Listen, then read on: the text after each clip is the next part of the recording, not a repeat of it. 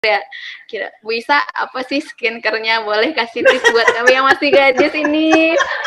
Mau biar glowing juga gitu seperti yang Fira bilang tadi Bu Isa. Ini Boleh depan Bu. ya, ini kalau glowing mah di depan Bu Isa lampu. Ini kalau nggak pakai lampu juga nggak glowing. Tapi memang harus pakai skincare ya. Terus terang Bu Isa, ini bukan endorse ya, dan ini honesty review, honest review. Bu Isa pakai Wardah. Ya, Masya Allah. Iya, ini kalau nggak percaya nih, Bu Isa pas bawa karena kamarnya Bu Isa lagi dipakai, sebentar lagi pakai Mas Jaler, dia mau ujian. Ya, nah ini pakai Wardah tuh kan. Nah, tuh lihat gimana sih? Iya kayak itu ya, kayak influencer gitu ya. YouTubers gitu ya Bu. Nah, ini Wardah, tapi yang ini mah untuk Wardah umur Bu Isa yang udah mulai keriput-keriput. Nah, itu lihat tuh. Ya kan? Mudah-mudahan Wardah lihat di endorse Bu Isa ya. Amin, amin. Kalau waktu mudanya gimana Bu Isa waktu seumuran Fira? Bu Isa karena kan Bu Isa sekolahnya di kedokteran ya. Anak kedokteran mana sempat ya berskincare ya. Bu Isa tuh baru skincare itu udah umur tua. Dulu aja waktu anak 1, 2, 3, 4, 5 mana sempat. Sekarang aja udah mulai pas lihat, ya Allah ini sayang banget ya kalau nggak dirawat gitu ya. Dan sekarang produk-produk Indonesia, produk-produk lokal itu jadi sangat luar biasa ya. Ya udah pakai aja. Apalagi di pandemi, udah santai. Iya, tapi waktu masih muda memang dulu kan jarang ada kayak gitu. Jarang sekali. Paling pakai apa ya dulu ya? Kalau nggak salah, Oil of Yulan. Apa itu? Sekarang Olay namanya ya. Yang untuk seven total effect yang 7. Iya, jadi waktu kuliah ya itu pakai itu karena bisa kuliahnya di Makassar, tempatnya kering. Cuman pakai itu aja sama budak baby udah. Nah, budak baby nggak bisa lepas. Karena kalau kita anak kedokteran, ya Allah, setiap hari ketemunya mayat waktu tingkat 1 di laboratorium anatomi. Dan kan harus pakai masker juga. Dan nggak sempet. Tapi sekali lagi, sahabat-sahabatku, karena sekarang ditemukan skincare yang untuk usia kalian pakailah, paling nggak untuk malam hari ya. Itu sebagai rasa syukur. Sama satu lagi, kalau lihat cermin, ya itu pantang mengeluh. Ya Allah, keriput, itu langsung astagfirullahaladzim. Bisa begitu. Bisa kalau lihat cermin, ya langsung pakai doa bercermin, ya. Kemudian bisa tambahin, gitu. Ya Allah, semakin kencang gitu. Amin, gitu doanya. Kalaupun tetap kalau ketemu nggak, ini pasti mata nih pasti kelihatan karena ini adalah kulit yang paling tipis dan paling sering ya. Dan kemudian Bu Isa setiap hari harus natap gadget itu kena lampu ya. Nah, kalau yang glowing nih lampu nih, ini udah lampu depan Bu Isa ya, gaya-gaya anak sekarang lah pakai lampu. Masya Allah. Sip, makasih banyak Bu jawabannya. Biar terapkan nanti untuk muslimah semua. Iya, penting juga untuk merawat diri ya. Di kulit kita kan jadi pas nanti yang 45 tahun ke atas ya udah mau pramenopause itu. Makanya teman-teman barangkali ada yang 45 ke atas yang mau pramenopause nanti mulai gatel-gatel badannya itu karena kulitnya makin kering. Lotionnya harus pakai ya. Lotionnya pakai. Dan tubuh yang paling suka itu 2 tubuh ini, lidah buaya sama zaitun. Itu tubuh kita senangnya itu. Ya, apapun mereknya tapi pokoknya antara yang mengandung lidah buaya atau minyak zaitun. Alhamdulillah nih baru kali ini gue seminar ada yang nanya skincare nih. Alhamdulillah.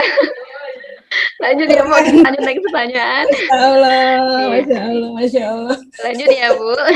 Ini ada lagi pertanyaan tentang bagaimana cara mengatur mood agar tetap baik ketika masa haid bagi wanita karir yang kadang menemui banyak permasalahan di kantor yang sering memicu rasa amarah dan emosi agar bisa menyelesaikan pekerjaan permasalahan di kantor tanpa menguras emosi gitu. Kadang juga ya kita nggak bisa mengatur gitu, bisa di Indonesia nggak bisa libur ujian gitu, gimana cara mengatasinya gitu. Oke. Memang akan jauh lebih berat pada saat sahabat-sahabatku ini pas lagi mau mens atau mes harus tetap keluar rumah ya, tetap kerja di luar rumah ya, atau misalnya kalau lagi nggak pandemi kan tetap kuliah, tetap gitu ya, itu memang jadi tambah berat. Betul deh, itu tambah berat. Hanya memang kita nomor satu kalau Ibu Isa ditanya, ya memang harus tahu siklusnya.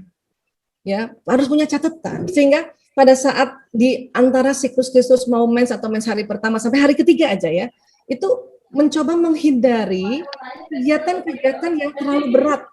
Misalnya disuruh keluar kota, itu dari awal udah bisa negosiasi harusnya. Ya, dan tempat kerja yang baik adalah tempat kerja yang mengerti juga bahwa perempuan itu ada kondisi-kondisi siklus rutin bulanan. Makanya kalau ada tempat kerja yang menghargai itu, bahkan tapi itu tadi ya, kita juga nggak boleh licik, nggak boleh apa kalau kita istilahnya sneaky, ya disuruh ke sini, wah saya lagi mens, kan gitu. Memang betul-betul kita berupaya untuk pada saat mengerjakan sesuatu pekerjaan yang berat dalam kondisi prima. Ya. Nah, jadi sekali lagi kalau apa namanya kantor-kantor yang baik itu yang ngerti itu, HRD-nya ngerti, pimpinannya juga ngerti. Biasanya kalau pimpinannya perempuan harusnya ngerti ya. Tapi nggak tahu juga ya kalau pimpinan perempuan kadang-kadang suka nggak ngerti juga ya, maksakan. Dan itu tadi suka alasannya, jangan alasan ini menstruasi. Bagaimana dia alasan ini memang fakta kok. Ya, jadi sekali lagi menurut Bu Isa ya, karena kita belum tentu juga tahu institusinya atau kantornya bijak apa enggak, ya coba udah mulai harus dicatat. Mens hari pertamanya aja catat di agenda. Nanti mulai kelihatan tuh di dalam 2 bulan, paling nggak 2 bulan, oh saya yang 26 hari, saya yang 28 hari. Jadi udah bisa kebaca gitu.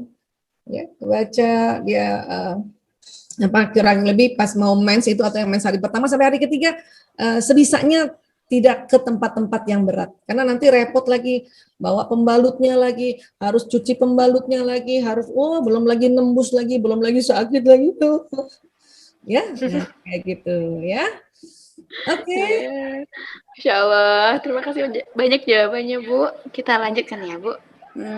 Selanjutnya, Bu Isa izin bertanya, apakah penyumbatan pada saluran tuba terkait dengan hormon? Gitu pertanyaan. Penyumbatan apa sayang? Tadi terputus-putus. Saluran tuba. Oh, tuba falopi. Tuba falopi, ya. Jadi tuba falopi itu yang ke ovarium ya, yang begini nih kan kita tuh punya di dalam reproduksi perempuan tuh begini dia, ya. Jadi tangannya kelihatan nggak sih? Begini. Jadi ini tangan di sini namanya fimbriae, di sini ada indung telur, nih bulat giniin. Yang sebelahnya yang kiri juga ini ada namanya persis kayak tangan. Itu dia mencengkram atau pegang indung telur, ya. Nah, jalan yang di sini ini menuju rahim itu namanya tuba falopi atau saluran falopi, ya. Nah, tuba falopi ini ada beberapa kondisi yang sempit. Jalan di sininya sempit ya, sempit sehingga sperma nggak bisa masuk. Jadi nggak ketemu tuh sperma ke telur.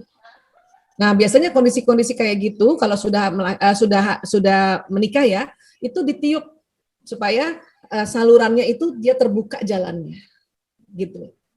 Memang harus dilakukan oleh apa namanya dokter spesialis ya, oleh obsgin. Itu ada caranya sekarang kalau tuba falopi. Makanya kan kelihatan dia tertutupnya atau menyempitnya itu dilihat dari USG-nya. Nah, kalau penyebabnya macam-macam sebetulnya ya, tapi karena itu apa namanya saluran biasanya karena satu ya gerakan atau posisi biasanya yang kelamaan dia menjepit si tuba falopinya ini ya, atau genetik ibu kita atau nenek kita memang yang tuba falopinya menyempit, ada yang begitu juga. Ya, Bu Isa termasuk yang di awal-awal tuba falopi menyempit dua-duanya kanan kiri, makanya harus dibalon istilahnya, sehingga pada saat nanti hubungan intim suami istri sperma bisa masuk ke situ. Ya, nah tapi itu udah sekarang cara-cara sekarang udah lebih canggih lagi, alhamdulillah. Ya, waktu itu Bu Isa kan hamil menikah 29 tahun yang lalu. Ya. Ya, kalau sekarang caranya udah lebih canggih lagi.